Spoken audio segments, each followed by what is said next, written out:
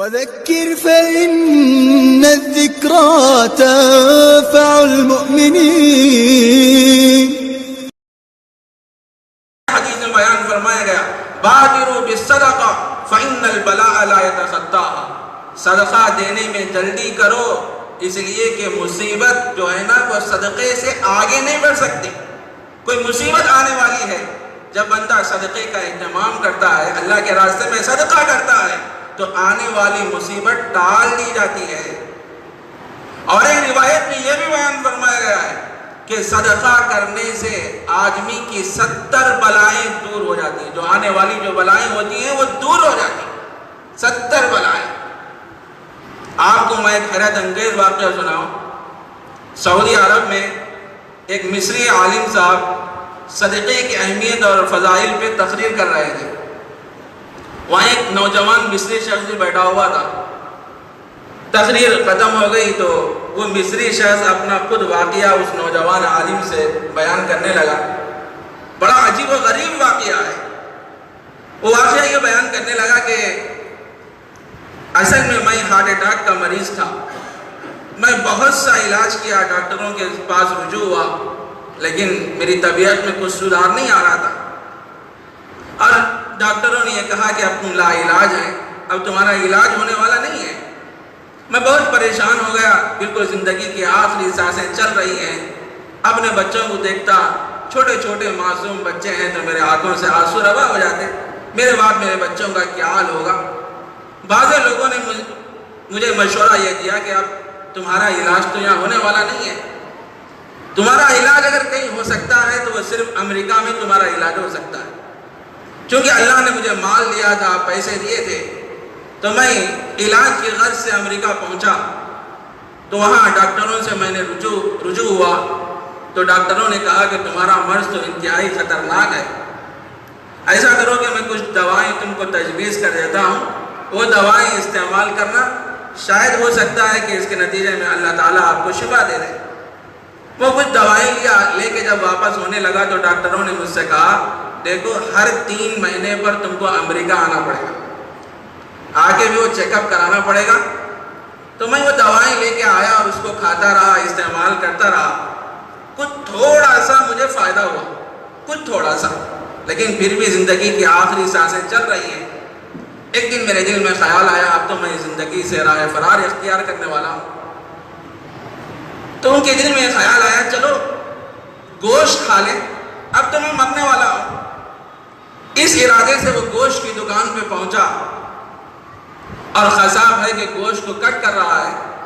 ایک برقع پوش خاتون بازو میں کھڑی ہوئی ہے.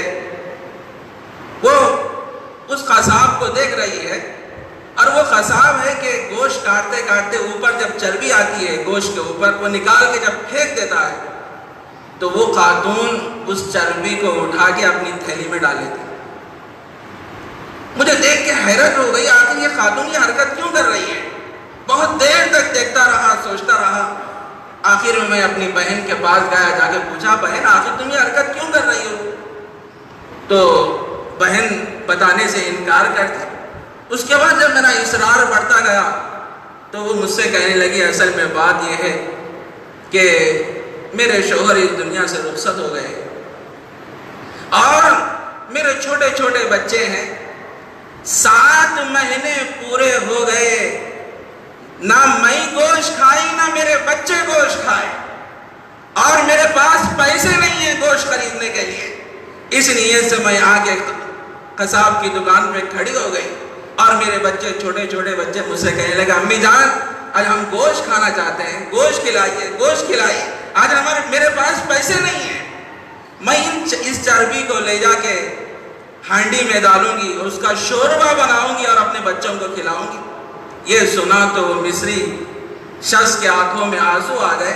اس کے بعد اس قصاب سے کہا دیکھ یہ میری بہن ہے، جب بھی یہ گوشت لینے کے لیے آئے تو جتنا بھی گوشت کا یہ مطالبہ کرے تو گوشت دے دینا، اس کے پیسے میں ادا کر دوں گا، اس کے پیسے.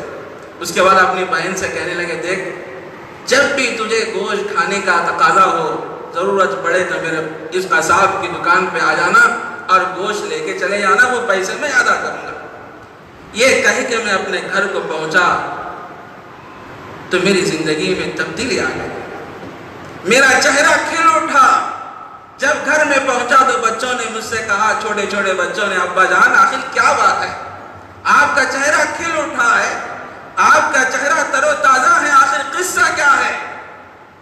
آپ تو ہمیشہ غمگین رہا کرتے تھے، چہرے پر رنج و غم کے آثار نمایاں تھے، اور ہمیشہ یہ کہتے تھے کہ بیٹے میری زندگی کی آخری سانسیں چل رہی ہیں، میں چند دن کا مہمان ہوں، لیکن ابا جان آج آپ کا چہرہ کھل اٹھا ہے، آخر کیا بات ہے؟ میں نے بچوں کو بتانے سے انکار کر دیا۔ اس کے بعد جب 3 مہینے مکمل ہو گئے، میں امریکہ پہنچا، وہاں پہنچ کے چیک اپ کرایا تو ڈاکٹر دیکھ کے حیران رہ گئے کہ مجھے کوئی مرض ہے ہی نہیں، کوئی مرض ہے ہی نہیں، دیکھ کے ڈاکٹر حیران رہ گئے۔ اس کے بعد ڈاکٹروں نے مجھ سے پوچھا، آخر تم کون سا نسخہ استعمال کر کے آئے ہو، کون سے ڈاکٹر کی دوائیں استعمال کر کے آئے ہو؟ اس موقع پر میں نے کہا ہے ڈاکٹروں سن لو، میں نے وہ نسخہ استعمال کیا ہے، میں نے اس ڈاکٹر کی دوائیں استعمال کی ہیں۔